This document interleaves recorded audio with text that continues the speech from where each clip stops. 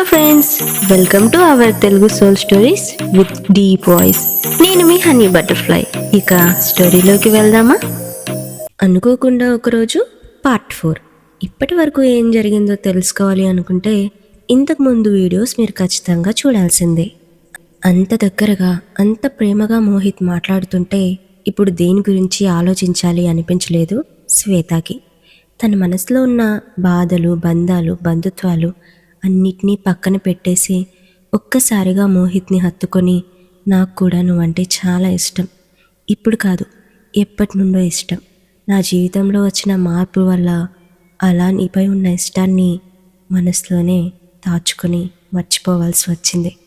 అయితే ఆ విషయాన్ని ఇప్పుడు ఇక్కడ ఇలా చెప్తానని ఎప్పుడూ అనుకోలేదు అంటూ మనస్ఫూర్తిగా తన మనసులో ఉన్న మాట చెబుతూ కళ్ళ వెంట నీళ్లు కారుస్తూ ఉంది శ్వేత. మోహిత్ మనసుకు రెక్కలు వచ్చినట్లు అనిపించింది.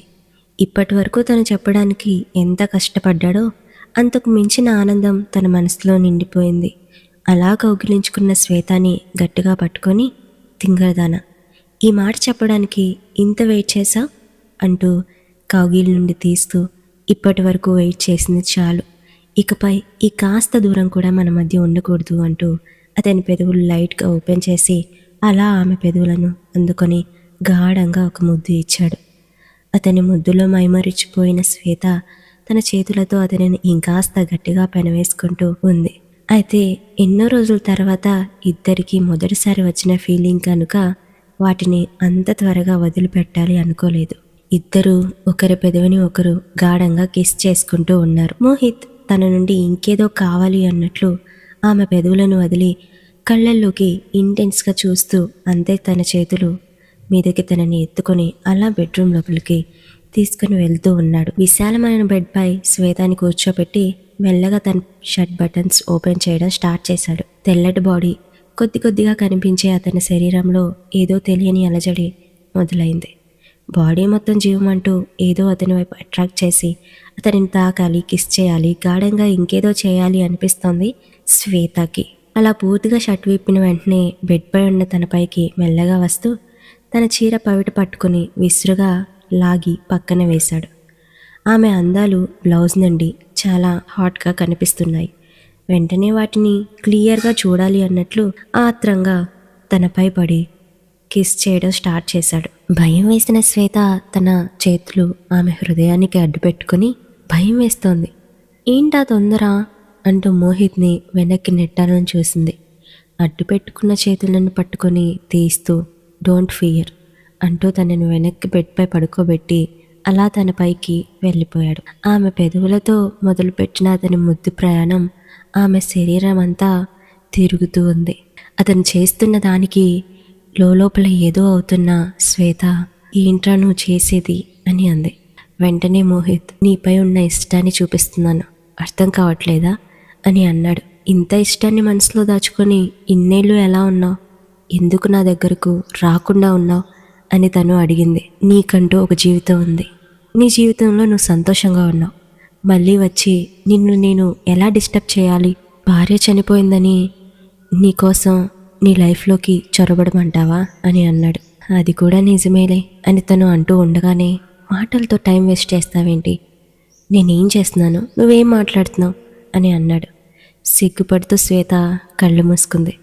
చాలే, ఇప్పుడైనా నీ మనసులో ఉన్న ఫీలింగ్స్ని బయటపెట్టు, అప్పట్లానే నీ మనసులో దాచుకున్నావు అనుకో, మళ్ళీ మనం అప్పట్లానే అయిపోవాల్సి వస్తుంది అని అతను మాట పూర్తి చేయకముందే ఆమె చేతిని అతని పెదవులకు అడ్డుపెట్టి, మళ్ళీ మనం దూరం అవ్వాలి అన్న మాట అస్సలు నీ నోటి వెంట రాకూడదు, మనం ఎప్పటికీ ఇలానే ఉండాలి అని వెంటనే అతన్ని హగ్ చేసుకుంది. అలా హగ్ చేసుకున్న తనకి లోపల ఇంకేవో ఫీలింగ్స్ మొదలయ్యాయి. అప్పటికే ఇద్దరికి చాలా ఫీలింగ్స్ ఉన్నప్పటికీ ఇద్దరు కూడా ఏదో మొహమాటంలో ఉన్నారు. ఇక ఒక అడుగు ముందుకు వేసి మోహిత్ తన ఇష్టాన్ని, తన ప్రేమని ఆమెపై చూపిస్తూ మెల్లగా ఆమె శరీరం నుండి ఆమె బట్టలను వేరు చేస్తూ అతని ప్రేమను చూపిస్తూ ఉన్నాడు. ఇక ఇద్దరిలో తాపం పెరిగింది. ఒకరితో ఒకరు ఏకమవ్వాల్సిన సమయం దగ్గర పడింది. మోహిత్ ఆమె వైపు అలా చూస్తూ ఆమెలో హార్ష్గా ప్రవేశించాడు. శ్వేతకి ఇది మొదటిసారి కాకపోయినప్పటికీ ఆమెకు పెళ్ళైన తర్వాత తన భర్తతో ఎక్కువగా ఇంటిమేషన్స్ లేవు. తన కూతురు పుట్టిన తర్వాత అయితే పూర్తిగా అతనితో విడిగా వచ్చేసింది. కనుక 5 సంవత్సరాలుగా శ్వేత ఒంటరిగానే ఉంటుంది. ఆ ఒంటరితనాన్ని దూరం చేస్తూ అతను ఆమెతో ఏకమవ్వడం ఆమెకు చాలా సంతోషాన్ని ఇచ్చింది. అలాగే మోహిత్ కూడా తన భార్య చనిపోయిన తర్వాత చాలా ఒంటరిగా ఉంటున్నాడు. ఎవరితో ఎక్కువగా మాట్లాడడం లేదు. అలాంటిది ఇలాంటి విషయాలకు చాలా దూరంగా ఉన్నాడు. ఎట్టకేలకు తనకు దూరమైన ప్రేమ దగ్గరవడంతో తను కూడా రెచ్చిపోయాడు. అలా ఒకరితో ఒకరు ఏకమై చాలాసేపు ఒకరిపై ఉన్న ప్రేమను ఒకరిపైన చూపించుకుంటూ ఉన్నారు. ఇక మోహిత్ చేస్తున్న హార్డ్నెస్కి తట్టుకోలేక ఆమె నెట్టేయాలని చూసింది. ఇంత హార్డ్నెస్ మొదటిసారి కావడంతో ప్లీజ్ రా మోహిత్, నా వల్ల కావట్లేదు, స్టాప్ అని శ్వేత అరుస్తోంది. ఇప్పుడు స్టాప్ చేయడం కుదరదు, 10 మినిట్స్ ఆగు అంటూ రొమాంటిక్ వాయిస్తో అంటూనే 10 మినిట్స్ అన్నవాడు 30 మినిట్స్ వరకు ఆపకుండా తన పని పూర్తి చేసుకున్నాడు. చెమటలు పట్టిన దేహాలతో ఒకరి వైపు ఒకరు చూసుకుని గట్టిగా శ్వాస తీసుకున్నారు. ఇది నా లైఫ్లో మర్చిపోలేని రోజు అవుతుంది. ఇంత సంతోషంగా నేను ఎప్పుడూ లేను. అసలు ఇలాంటి రోజు నా లైఫ్లో వస్తుందని కూడా కలలో అనుకోలేదు అంటూ పైకి చూస్తూ మాట్లాడాడు మోహిత్. మొదటిసారి ఏదో చేయకూడని తప్పు చేశాను అన్నట్లు శ్వేత మనసులో ఫీల్ మొదలైంది. నిజంగా ఇది రైటా రాంగా? నేను ఇలా చేయడం మంచిదేనా అని తన మనసును తాను 1-2 సార్లు ప్రశ్నించుకుంటూనే ఉంది. అయితే మోహిత్ మాట్లాడుతున్న మాటలకు, అతను ఉన్న సంతోషానికి అతను శ్వేతాన్ని ఎంత స్వచ్ఛంగా ప్రేమిస్తున్నాడో అర్థమైంది. తన భర్త దగ్గర తను ఇలాంటి మాటలు ఎప్పుడూ వినలేదు. అలాగే తనపై ఇంత ఇష్టాన్ని కూడా చూడలేదు. బహుశా అందుకేనేమో తనకి ఇది చాలా ఇష్టంగా మారిపోయింది. వెంటనే ఎందుకు నేను ఇలా ఆలోచిస్తున్నాను? తను నన్ను ప్రేమిస్తున్నాడు. నేను ప్రేమించిన వాడికి నన్ను నేను అర్పించుకున్నాను. తనే నా మొదటివాడు కాకపోయినా తనే చివరివాడు అవుతాడు అని అనుకుని అంతే పైకి చూస్తూ ఉంది.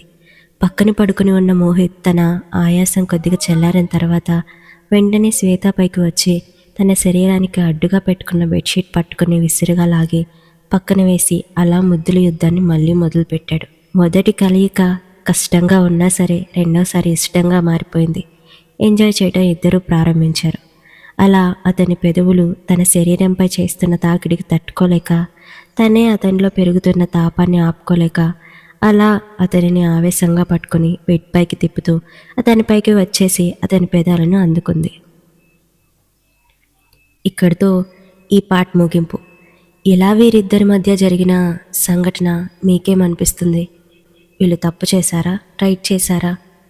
తప్పకుండా కామెంట్ చేయండి. అలానే వీరి జీవితం ఇంతే సంతోషంగా ఉంటుందా, లేక ఇక్కడితో ఎండ్ అయిపోతుందా తెలుసుకోవాలి అనుకుంటే తర్వాత వీడియోస్ మీరు తప్పకుండా చూడాల్సిందే. అలా చూడాలంటే మన ఛానల్ని సబ్స్క్రైబ్ చేసుకోవాలి కదా. వెంటనే సబ్స్క్రైబ్ చేసుకొని గంట సింబల్ గట్టిగా కొట్టేయండి. వీడియో నచ్చితే లైక్ చేయండి. మీరు ఇచ్చే ప్రోత్సాహం రాబోయే కథకి శ్రీకారం. మళ్ళీ నెక్స్ట్ ఎపిసోడ్లో కలుద్దాం. అంతవరకు బాయ్.